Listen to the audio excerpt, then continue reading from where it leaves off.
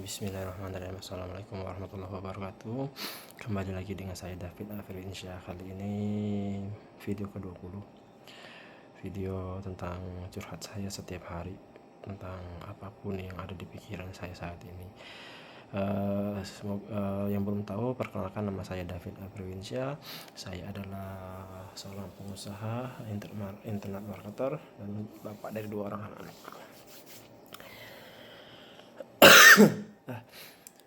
Kemarin saya berdiskusi dengan teman yang lumayan asik. Tema kali ini adalah teman diskusi yang asik. Kenapa teman diskusi yang asik? Karena gini, nggak semua orang itu bisa menjadi teman diskusi yang asik untuk kita. Karena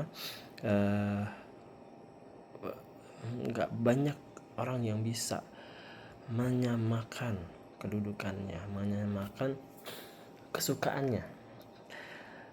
Bagi orang yang sangat suka dengan sesuatu, misalnya di gadget, ngobrol dengan orang yang suka dengan tanaman, itu akan sangat jauh berbeda. Itulah yang terjadi ketika saat ini ya, saya menjadi pengusaha. Tapi hampir sedikit sekali teman-teman saya di SMA atau di kuliah itu yang menjadi pengusaha. Jadi ketika saya misalnya reunian pulang kampung, saya itu tuh kesulitan untuk memulai pembicaraan. Akhirnya tuh mulai pembicaraannya akan balik lagi ke arah masa lalu lagi, yaitu obrolan tentang kejadian-kejadian lucu di masa lalu. Padahal tuh kalau lebih asik memang kita kan lebih suka ngobrolin masa depan, ngobrolin tentang rencana kita ke depannya segala macam gitu. Tapi karena obrolan ini tuh sangat susah untuk kita dapatkan yang saling mengerti. Misalnya saya pengusaha nih, saya ngobrol sama PNS. Ya, beberapa teman saya itu emang PNS. Konteks obrolannya akan sangat susah untuk di-matchkan. PNS ya dinamika di kantornya aja yang dia paham, dan rata-rata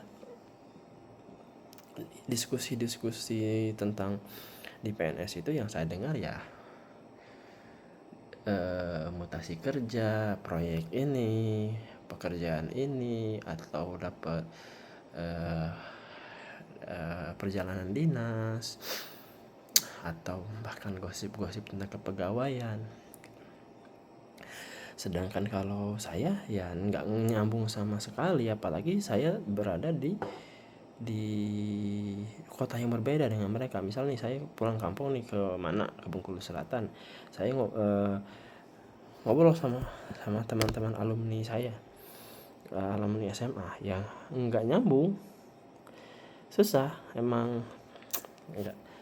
Nah, untuk mengurangi kecanggungan ini, ketidaknyambungan ini, ya makanya beberapa orang tuh akhirnya tuh saya menemukan beberapa orang yang emang asyik untuk diajak ngobrol.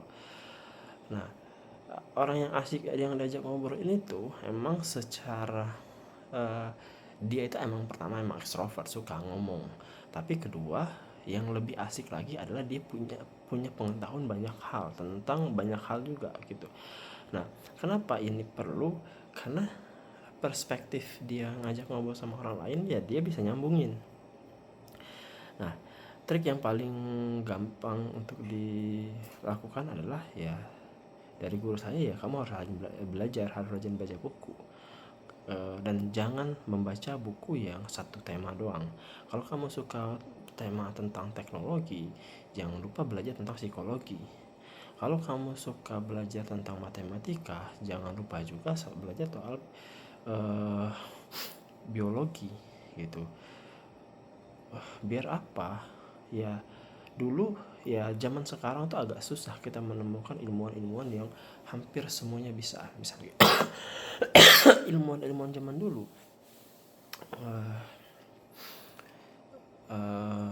misalnya tuh aljabar, aku nggak paham ininya, lupa sih sebenarnya. Ya dulu ilmuwan zaman dulu tuh selain dia jago seni, dia juga jago matematika. Sedangkan sekarang orang yang jago seni ya udah seni aja. Jarang banget orang jago seni itu jago fisika juga. eh jadi ya emang semakin langka orang-orang yang asik untuk diajak ngobrol ini. Makanya eh mm, menyamakan. Nah, salah satu trik yang mungkin saya pernah pelajari itu tuh namanya pacing leading. Pacing leading itu adalah trik bagaimana caranya kita menyamakan gerakan tubuh kita dengan lawan bicara kita atau mirroring, agar orang itu masuk ke dalam obrolan kita atau akhirnya nurut mangut dengan apa yang kita bicarakan. Teknik ini tuh banyak dilakukan oleh orang yang bahkan yang mau menghipnotis gitu. Karena teknik ini tuh emang rahasianya adalah kita tuh mirroring. Misalnya gini, saya kayak gini, ada lawan depan saya tuh suka ngelus-ngelus muka gitu, dahi gini, kening. Nah, kita tiruin kayak gini juga. Misalkan dia kayak gini ya, kita turutin mirroring. Tapi ya kalau orang ini paham tentang teknik ini tuh dia langsung tersinggung biasanya, atau kenapa sih kamu niru-niru aku. Nah, agar tidak jadi mencurigakan, ya jangan langsung tiba-tiba semua gerakan ditiru. Jangan langsung semuanya, ya beberapa aja dulu. Misalnya dia lagi mau ngambil minum, kita ngambil minum juga. Saya ajakin ngobrol lagi, terus dia beberapa saat kemudian dia menggerakkan tangannya gini-gini, ya kita cobain aja gerakin kayak gini-gini. Nah, bagaimana kita tahu kalau dia sudah masuk ke zona yang kita inginkan adalah ketika kita menggerakkan sesuatu dengan badan kita nih, kita gerakin, kita megang ini, dia ikut megang kening kayak gini. Nah, dia itu udah masuk ke obrolan kita. Dia itu bisa jadi sudah bisa kita hipnotis dalam arti yang negatifnya. Makanya setiap obrolan yang akan kita lakukan biasanya dia sudah anggap aja itu manggut aja. Nah, teknik pacing leading ini sangat berguna untuk sales yang one to one, empat mata langsung, pertemuan yang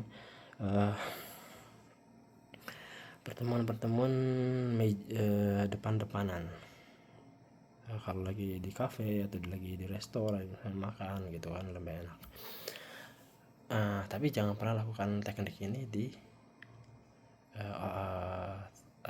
orang-orang dengan level pengusaha atau CEO yang udah level tinggi, karena biasanya mereka udah tahu. Bahkan akhirnya yang terjadi malah kita yang masuk ke obrolan mereka karena mereka tahu cara menangkalnya. Lucu ya. Oke, itu aja cerita hari ini yang nyambung gak nyambung dari obrolan tentang teman diskusi malah ngomongin pacing leading. Tapi kalau mau diartikan sebenarnya tuh ada kemiripan atau ada cara yang bisa dimaksimalkan dan bisa ditiru agar kita bisa menjadi teman berdiskusi atau teman ngobrol yang asik. Seperti itu aja dari saya hari ini. Assalamualaikum.